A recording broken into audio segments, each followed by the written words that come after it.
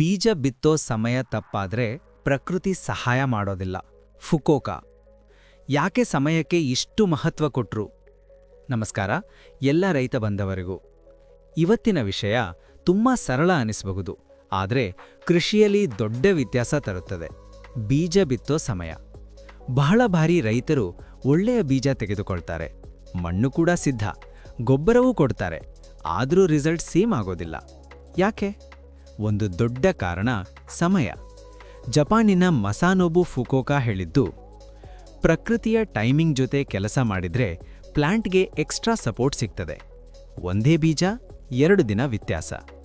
ಒಂದು ಉದಾಹರಣೆ, ಮಳೆ ಬರುವ ಮುಂಚೆ ಬೀಜ ಬಿತ್ತಿದ್ರೆ, ಮತ್ತೊಂದು ಹೊಲದಲ್ಲಿ ಮಳೆ ಹೋಗಿ ಸಾಯಿಲ್ ಮಾಯಿಶ್ಚರ್ ಕಡಿಮೆ ಆದ್ಮೇಲೆ ಬಿತ್ತಿದ್ರೆ ಎರಡೂ ಜರ್ಮಿನೇಷನ್ ಒಂದೇ ತರಹ ಆಗೋದಿಲ್ಲ.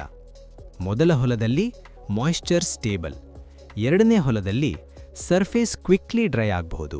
ರೈತರಲ್ಲಿ ಸಾಮಾನ್ಯವಾಗಿ ಆಗೋದು, ಹಲವಾರು ರೈತರು ಮೊದಲ ಮಳೆ ಬಂದ ಕೂಡಲೇ ತಕ್ಷಣ ಬೀಜ ಬಿತ್ತಲು ಆರಂಭ ಮಾಡ್ತಾರೆ. ಆದ್ರೆ ಕೆಲವೊಮ್ಮೆ ಮೊದಲ ಮಳೆಯ ನಂತರ ಹಲವು ದಿನ ಮಳೆ ಬಾರದ ವಿರಾಮ ಬರ್ತದೆ. ಆಗ ಮೊಳಕೆ ಬಂದ ಬೀಜಕ್ಕೆ ಆರಂಭದಲ್ಲೇ ಒತ್ತಡ ಶುರುವಾಗಬಹುದು. ಆದ್ದರಿಂದ ಫುಕೋಕಾ ಹೇಳಿದ್ದು, ಒಂದು ಮಳೆ ನೋಡಿ ನಿರ್ಧಾರ ಮಾಡಬೇಡಿ, ಮಳೆಯ ಸರಣಿ ಹೇಗಿದೆ ಅಂತ ಗಮನಿಸಿ. ಪ್ರಕೃತಿಯಲ್ಲಿ ಬೀಜ ಹೇಗೆ ಸಮಯ ಆಯ್ಕೆ ಮಾಡ್ತದೆ? ಕಾಡಿನಲ್ಲಿ ಬೀಜ ಯಾವಾಗ ಬಿದ್ದು ಮೊಳಕೆ ಬರುತ್ತದೆ ನೋಡಿ, ಅದು ಯಾದೃಚ್ಛಿಕ ಅಲ್ಲ.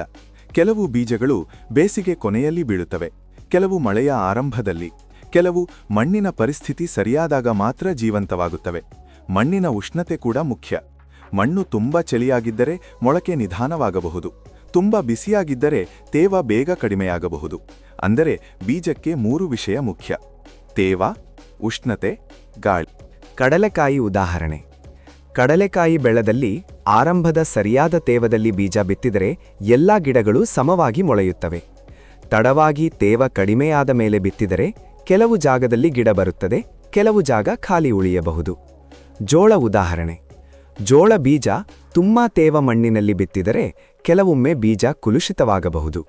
ತುಂಬಾ ಒಣಮಣ್ಣಿನಲ್ಲಿ ಬಿತ್ತಿದರೆ ಮೊಳಕೆ ವಿಳಂಬವಾಗಬಹುದು. ಫುಕೋಕಾ ಗಮನಿಸಿದದ್ದು, ಅವರು ಕೇವಲ ಕ್ಯಾಲೆಂಡರ್ ನೋಡಿ ಬೀಜ ಬಿತ್ತಲಿಲ್ಲ. ಅವರು ಗಮನಿಸುತ್ತಿದ್ದದ್ದು ಗಾಳಿಯ ಸ್ವಭಾವ, ಮಣ್ಣಿನ ವಾಸನೆ, ತೇವದ ಸ್ಥಿತಿ, ಮುಂದಿನ ಮಳೆಯ ಸಾಧ್ಯತೆ.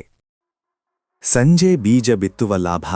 ಕೆಲವು ರೈತರು ಅನುಭವದಿಂದ ಹೇಳುತ್ತಾರೆ, ಸಂಜೆ ಬೀಜ ಬಿತ್ತಿದರೆ ರಾತ್ರಿ ತೇವದ ಸಹಾಯ ಸಿಗುತ್ತದೆ, ಹಗಲಿನ ಬಿಸಿ ನೇರ ಒತ್ತಡ ಕಡಿಮೆಯಾಗುತ್ತದೆ. ಸಮಯ ತಪ್ಪಿದರೆ ಏನಾಗಬಹುದು? ಬೀಜ ಬಿತ್ತುವ ಸಮಯ ಸರಿಯಾಗಿರದಿದ್ದರೆ ಸಮಾನ ಮೊಳಕೆ ಬರದೇ ಇರಬಹುದು, ಬೇರು ಆರಂಭ ದುರ್ಬಲವಾಗಬಹುದು, ಆರಂಭದ ಬೆಳವಣಿಗೆ ನಿಧಾನವಾಗಬಹುದು. ಮೊದಲ 3 ದಿನ ಬಹಳ ಮುಖ್ಯ.